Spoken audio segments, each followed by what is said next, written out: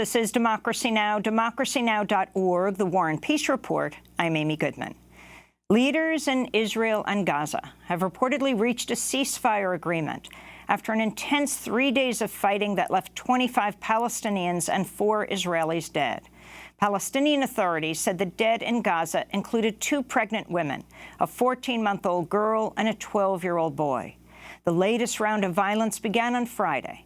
According to the Washington Post, Israeli forces shot dead 2 Palestinian protesters taking part in the weekly Great March of Return, which began 13 months ago. Palestinians then reportedly shot and wounded 2 Israeli soldiers near the border. In response, Israel carried out an airstrike on a refugee camp, killing 2 Palestinian militants. The heaviest combat took place Saturday and Sunday as militants in Gaza fired about 700 rockets into Israel, while Israel launched airstrikes on over 350 targets inside Gaza. The weekend has been described as the heaviest combat in the region since the 2014 Israeli assault on Gaza. Residents there fear the ceasefire will not last. This truce will be the same as the previous ones. Each time there is a truce for a week or 2, and then they are back to fighting again. This is how it has been throughout the history of the Palestinian people. We are suffering from the fight. Airstrikes that target civilians, they strike residential buildings, and we are left with our clothes we are wearing. There was no time to take personal stuff. The violence comes at a time when Israel is facing accusations it's reneged on an agreement to ease the devastating 12-year blockade on Gaza. In late March, Israel and Hamas agreed to a deal brokered by Egypt for Israel to expand the fishing zone for Palestinians off the coast of Gaza. But Israel shrank the fishing zone last week. The Israeli rights group, Quer, described the move as an act of collective punishment. To talk about the crisis in Gaza, we go to Gaza City, where we're joined by Raji Sourani, an award-winning human rights lawyer. He's the director of the Palestinian Center for Human Rights in Gaza and a member of the executive board of the International Federation for Human Rights. He received the Robert F. Kennedy Human Rights Award in 1991. He was also twice named an Amnesty International Prisoner of Conscience.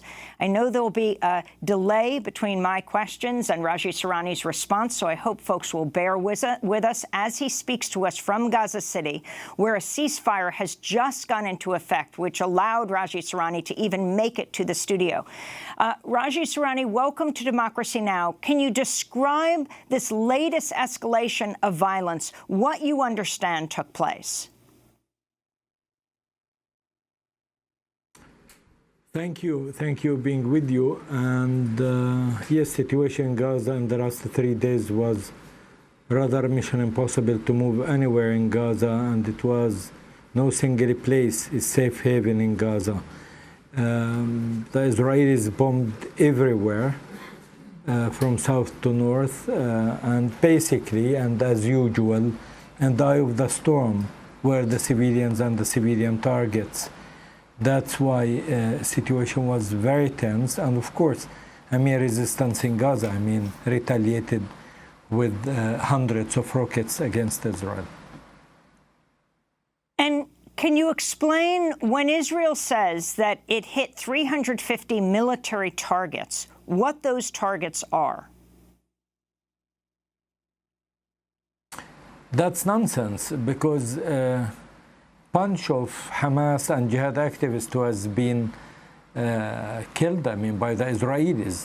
The rest, the overwhelming majority of those who has been killed or injured are entirely civilian people, including 2 pregnant women, children, and many other civilians. There is entire family in northern part of Gaza erased. They don't exist anymore. Father, mother, and their children.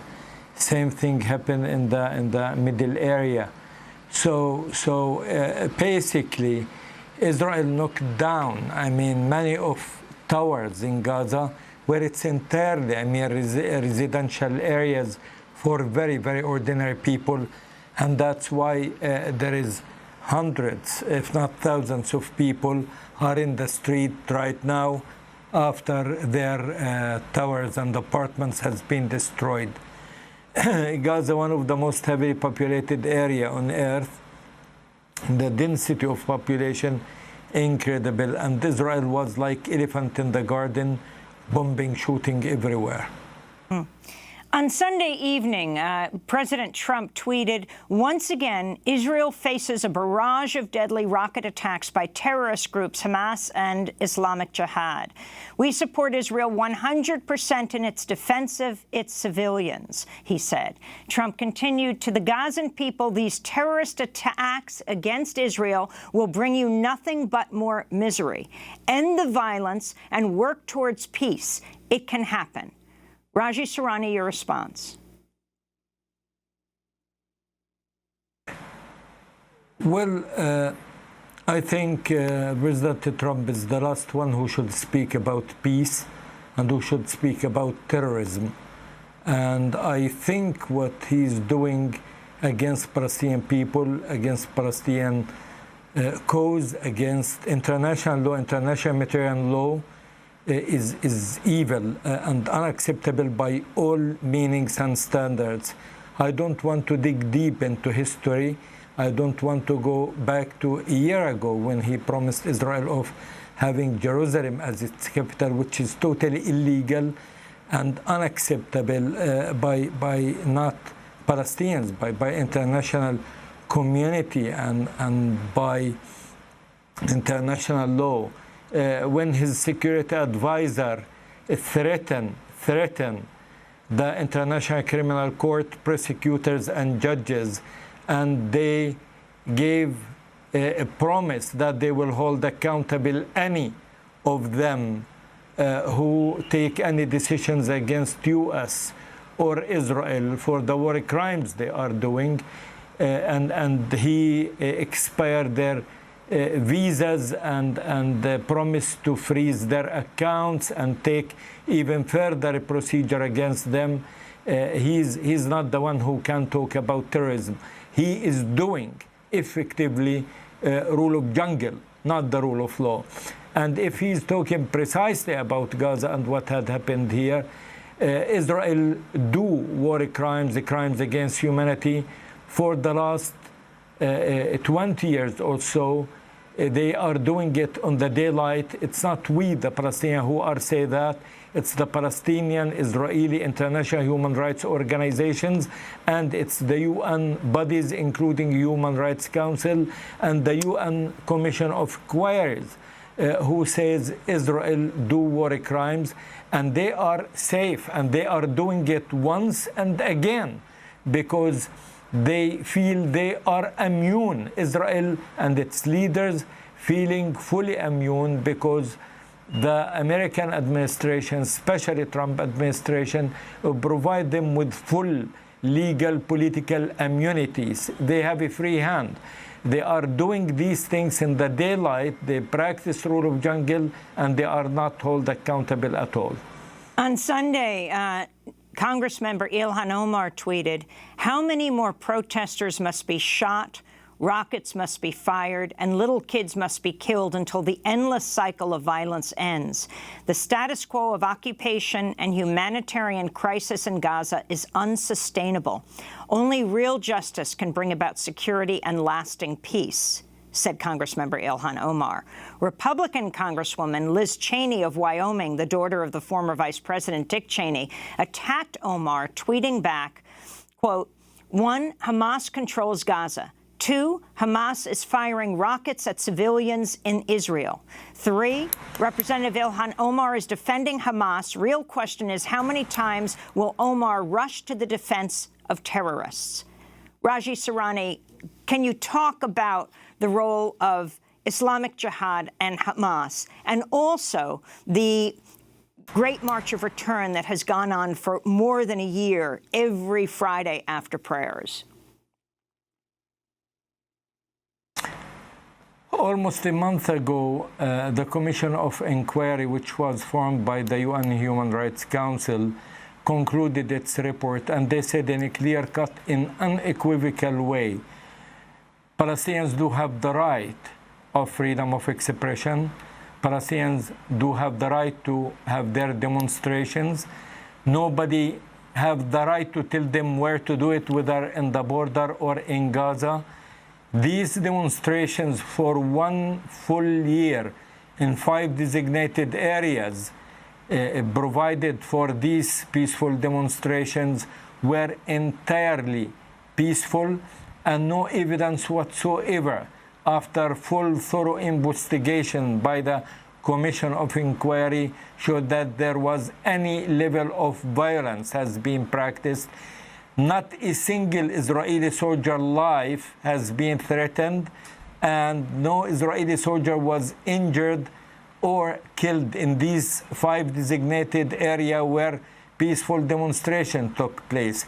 But the Commission of Inquiry and all human rights organizations, Human Rights Watch, Amnesty, FIDH, Euromed, Human Rights Network, Palestine, Israeli, that the Israeli did war crimes, crimes against humanity by snipers who saw surely the bodies, faces, the signs of the children they killed, of the women they killed, of the nurses, of the handicapped, of the old and young people who were demonstrating hundreds of meters away from these Israeli soldiers where they didn't pose any sort of threat. So Israel wanted this. Israel wanted to kill and shoot it, children, nurses, women, the civilians who demonstrated for 1 year almost to say one thing: we cannot tolerate this criminal, illegal, inhuman siege, which considered by international law, by international humanitarian law, by Geneva Conventions, and by the International Court, Criminal Court. It's a crime against humanity, cannot be tolerated. They suffocated us. 13 years, we are unable to move in or out of Gaza. Gaza turned to be the biggest man-made disaster. Due to that, we cannot treat our water. We cannot treat our sewage. We cannot treat our electricity. Israel said 13 years ago, we will send Gaza to the Middle Ages, and they effectively did. People of Gaza disconnected from the outside world. We have 90% of the population under poverty line. 85% of the population shifted to be receiving rations from UNRWA and other charities. There is 65% unpaid or unemployed. This is the biggest man-made disaster. And it's not because we are. So we have one of the highest percent of university graduates in the world. We have no illiteracy. We have a skilled working class. We have very strong business community. But Israel wanted to send us to the Middle Ages, and effectively they did. They said that once and again. Hamas and Jihad Islamic, they are part of us, part of the Palestinian political spectrum. They are part of the resistance against the occupation. After 70 years of Nakba, more than 50 years of occupation, and 25 years of Oslo Accords, nobody talking about end of the occupation. Occupation, a crime of aggression. And the Israeli occupation is not holy. This is a crime and should end. Palestinians deserve dignity and freedom. Israel, instead of that, they are taking Jerusalem. Jerusalem, they ruled it out, and it's theirs de facto and de jure after serious ethnic cleansing for Palestinians in Jerusalem and the process of Judaization. So they ruled out Jerusalem, and Jerusalem now de facto and de jure, not negotiable. West Bank, 70% of it, the Israeli laws are applied in it, in the settlements. And what's left, I mean, almost 30%, and not a single Israeli leader in the last elections said that there will be a Palestinian state in the west of Jordanian River. It's vice versa. All of them said no Palestinian state. Regarding Gaza, it's like animal farm after this criminal, illegal, inhuman siege and suffocation and 3 wars launched in 5 years. And after all these measures against the Palestinian civilians, the Palestinian civilians, they are in the eye of the storm, and they are the target by Israel. If they are targeting Hamas or Jihad or Fatah or PFLP, we as human rights organizations have nothing to do with that, because they are part of resistance. They have rules of engagements to deal with. But when we are talking about bold, clear-cut war crimes, crimes against humanity happening against Palestinian civilians, and they are the ones who are in the eye of the storm. And that's why Israel doing something ugly, bad, when they do the policy of rule of jungle against the Palestinian civilians. Raji Sourani, we have to break, but we're going to come back to this discussion. Award-winning human rights lawyer, director of the Palestinian Center for Human Rights on the executive board of the International Federation for Human Rights, received the Robert F. Kennedy Human Rights Award in 1991 in Washington, D.C. He is speaking to us from Gaza City. Jihad Abu Salim is also with us, a scholar and policy analyst from Gaza. He's now working in the United States for the American Friends Service Committee's Gaza Unlocked campaign. He's speaking to us from Chicago. I wanted to ask about the comments of Jared Kushner this past week in a 45-minute conversation. He rarely speaks publicly at the Washington Institute on Near East Policy, where he said, if you say two-state, it means one thing to Israelis, it means one thing to Palestinians. Let's just say, we said, you know, let's just not say it. Let's just say, let's work on the details of what this means. What he's talking about is supposedly the Trump administration is releasing a peace plan at the end of Ramadan, which begins on Monday. Jihad Abu Salim, have you been following this conversation, what this peace plan looks like, and your response to what's taken place in Gaza over the last few days? Mr. Kushner's peace plan is going to be nothing but an affirmation and formalization of the status quo and of the reality that exists on the ground right now. What Kushner and the Trump administration want to do is basically make sure that the facts on the ground that Israel has created over the past decades are to be considered formal and to continue, and for the status quo to be perpetuated. And for Palestinians, this will not change things, because Palestinians already experience these conditions on a daily basis. For Palestinians in the West Bank, they deal on a daily basis with the settlement enterprise, which has been expanding continuously, non-stop, seizing Palestinian land and turning Palestinian cities, towns, and villages into open-air prisons surrounded by walls, checkpoints, and fences. And in the Gaza Strip, the blockade will continue, rendering the lives of more than 2 million people into a living hell.